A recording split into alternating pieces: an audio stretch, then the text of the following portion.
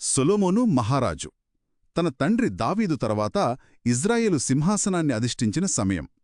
అప్పటిదాకా దశాబ్దాల పాటు యుద్ధాలతో అట్టుడికిన ఆ ప్రాంతంలో అప్పుడప్పుడే శాంతి నెలకొంటోంది.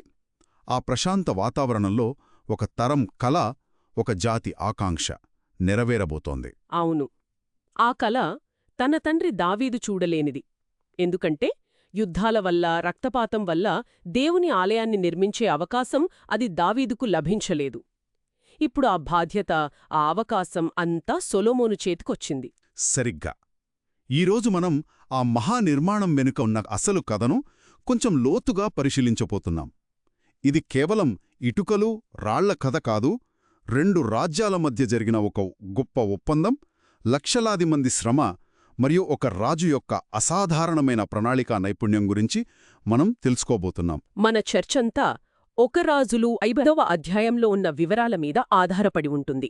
ఓ, ఆ ఒక్క అధ్యాయం నుంచేనా? ఈయన కట్టడం వెనుక ఉన్న లౌకికమైన అంటే ప్రాక్టికల్ వ్యవహారాలు ఎలా నడిచాయో అది మనకు కళ్లకు కట్టినట్టు చూపిస్తుంది. సరే, అయితే ఆ మహానిర్మాణానికి పునాది ఎలా పడిందో చూద్దాం.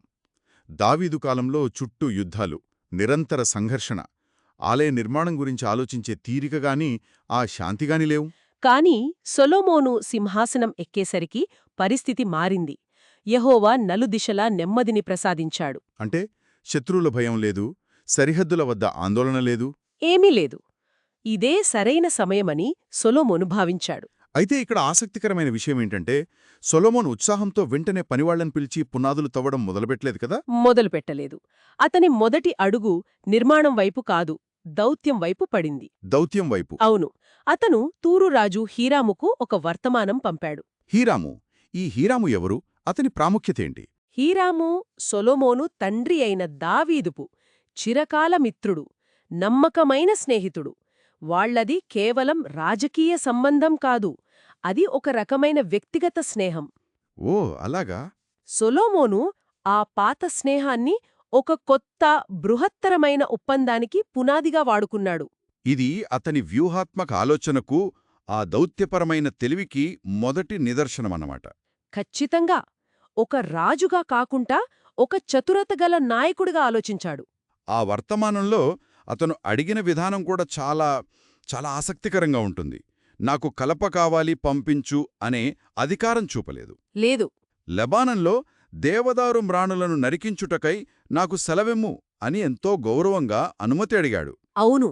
అంతేకాడు, కలప నరకడంలో సీదోను వాళ్లను మించిన వాళ్లు మాలో ఎవరూ లేరు అని మీకు తెలుసు కదా అని వాళ్ల నైపుణ్యాన్ని బహిరంగంగా ప్రశంసించాడు. ఇది కేవలం మర్యాద కాదు, అవతలి వారి బలాన్ని గుర్తించి గౌరవించడం. ఇది చాలా తెలివైన ఎత్తుగడ. ఎందుకని? ఎందుకంటే ఆ ప్రశంసలో ఎలాంటి అతిశయోక్తి లేదు, అది వాస్తవం. ఆ కాలంలో లెబనాను దేవదారు కలప నాణ్యతకు ప్రపంచవ్యాప్తంగా ప్రసిద్ధి. ఆ కలప ఎన్నో ఏళ్లపాటు చెక్కుచెదరకుండా ఉంటుంది, సువాసన వెదజల్లుతుంది, పురుగు పట్టదు.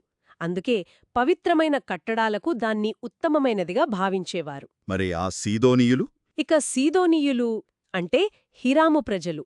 కలప పనిలో, సముద్రయానంలో తరతరాలుగా నైపుణ్యం సంపాదించినవాళ్లు. అంటే సొలొమోను వారి నైపుణ్యాన్ని గుర్తించి వారిని నిపుణులుగా సంబోధించడం ద్వారా హీరామును ఈ ఒప్పందానికి మానసికంగా సిద్ధం చేశాడు.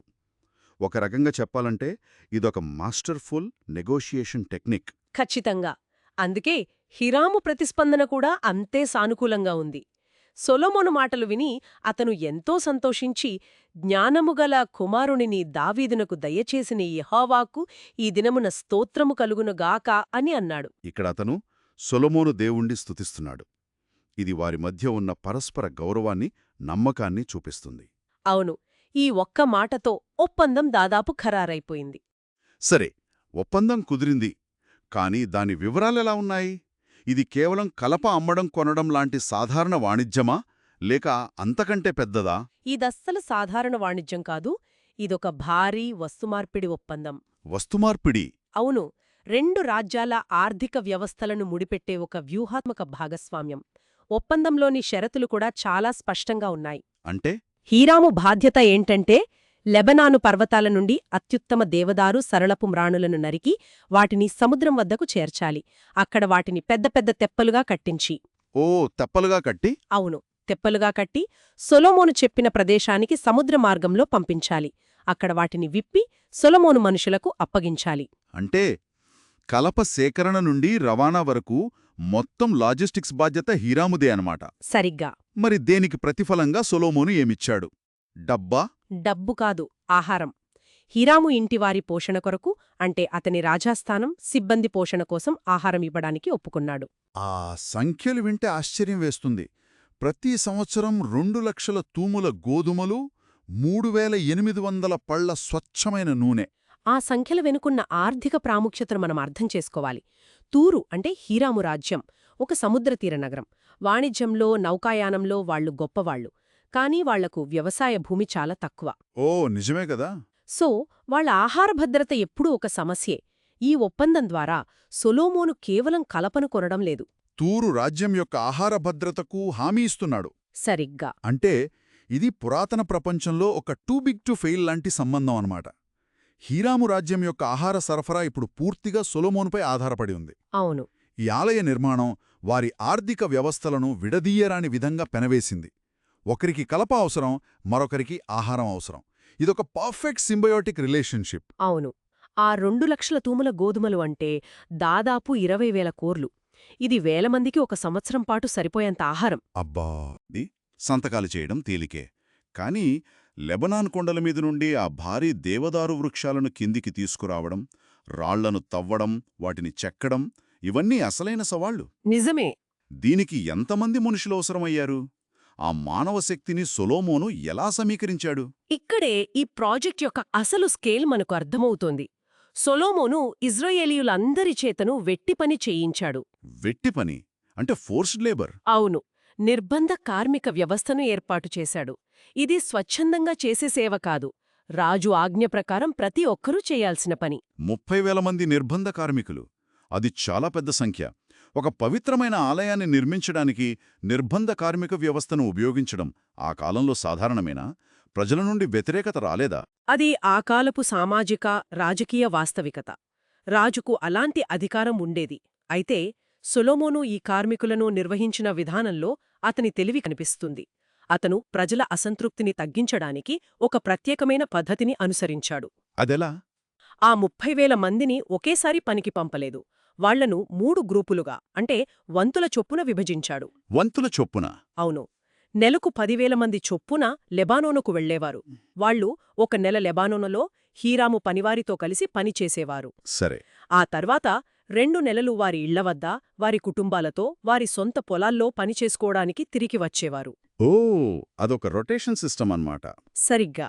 అంటే ప్రతి వ్యక్తి సంవత్సరంలో 4 నెలలు ఆలయ నిర్మాణ పనిలో, 8 నెలలు తన సొంత పనుల మీద గడిపేవాడు. అవును. దీనివల్ల పని నిరంతరంగా కొనసాగుతుంది. అదే సమయంలో కార్మికులు పూర్తిగా అలసిపోయి తిరుగుబాటు చేసే అవకాశం తగ్గుతుంది. ఇది చాలా తెలివైన కార్మిక నిర్వహణ పద్ధతి. ఖచ్చితంగా. ఇది ఒకవైపు రాజు అధికారాన్ని, మరోవైపు ప్రజల అవసరాలను బ్యాలెన్స్ చేసే ప్రయత్నం. ఈ వెట్టివారి మీద అదోనీరాము అనే ఒక ఉన్నతాధికారి నియమించాడు. అయితే కథ ఇక్కడితో అయిపోలేదనుకుంటా. లేదు. ఆ 30,000 మంది కేవలం లిబెనోనులో కలప పనిచేసేవారే. ఇంకా ఉన్నారా? ఓ, చాలా పెద్ద సంఖ్యలో ఉన్నారు.